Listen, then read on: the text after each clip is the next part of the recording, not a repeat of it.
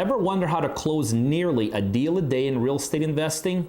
Click the challenge button throughout this video and subscribe to my free 30-day video series, How I Close Thousands of Deals. Hi, Peter Vekselman. So today I want to talk to you about something that I know you're coming across all the time if you're at all trying to do this business. And that is this: who holds the earnest money?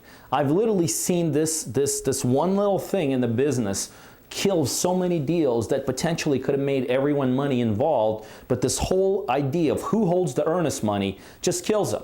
So here's what happens so many times with investors. You know, you're out there, you're putting deals together, you're making offers, sellers, maybe other wholesalers, investors, whoever you're making offers to, and then you get a deal. And then you're confronted with this question from the seller: hey, I want $1,000, or I want $500 or $2,000 of earnest money. And then the whole thing starts going sideways because you get confused. You're thinking, well, gosh, do I give them earnest money? Some of you don't even have the earnest money to give to these individuals. Some of you are scared to give earnest money to these sellers. Some of you are even confused whether or not you should or shouldn't. It's not like you don't have it, you just don't know what to do. Here's my contention. It's a very simple one. We do not give earnest money to sellers. That's how I run my business for 15 some years, and that's how we run it to this day. And if you follow me, you know we do thousands of deals here. So how is it that we can do thousands of deals and never worry about handing over earnest money to sellers, whereas some of you are trying to do one or two deals and you can't get past just one time of this earnest money question? So let's just put it in a different perspective, and I think you'll understand. For those of you that ever bought personal houses for yourselves, probably if you ever bought a personal house, chances are you work with a real estate agent. Now go think about the time, or maybe you sold a personal house using a real estate agent. Now go back to the time where you actually found that house, you put an offer on that house, let's say the offer gets accepted, now it's time to put earnest money up. Did you go to the seller and give him that earnest money? No way in the world. No way in the world. You've either put that earnest money with the realtor, kind of a third-party entity, or maybe a closing attorney or an escrow agent. Never with a seller. But then for some reason in the investor world, we totally lose our mind and senses, and we start thinking, well, gosh, in the investor world, I have to give money to the seller. No way. That's not how real estate works. Sellers do not hold earnest money. Let me tell you why else we never give money to the sellers. Guess what? Not every deal we do ends up closing. Sometimes there's issues with the house during due diligence. Sometimes sellers potentially could misrepresent the deal. 20,000 different reasons why a deal may not close. Can you imagine here at our level where we can have days where we put 10 or 15 or 20 properties under contract in one day? Can you imagine what would happen if we would literally start giving earnest money to everybody? I'd have to have a whole department here chasing earnest money to get it back. It's just not a feasible model to build this business around. So you have to be very confident when, guess what, some of the biggest buyers in the United States right now, hedge funds, do you think they're going to give a seller earnest money?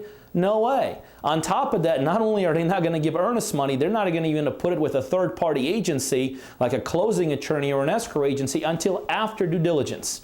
So it's very simple. When people ask us for earnest money, we just simply tell them, yeah, there's no problem with earnest money, but our closing attorney is going to hold them.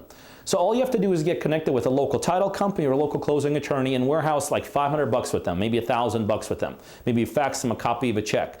And just use them as somebody that'll back you up whenever you're doing a deal. Potentially the seller may want to call them and verify them.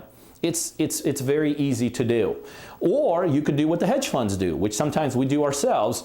If they want earnest money, it'll be delivered to them after due diligence, because at that point there's a comfort level that the deal is going forward. And even after due diligence, my recommendation is don't give it to them, you know, warehouse it in some kind of a neutral place, like a title agency or escrow agency or a closing attorney. So again, the question of earnest money is a very simple one.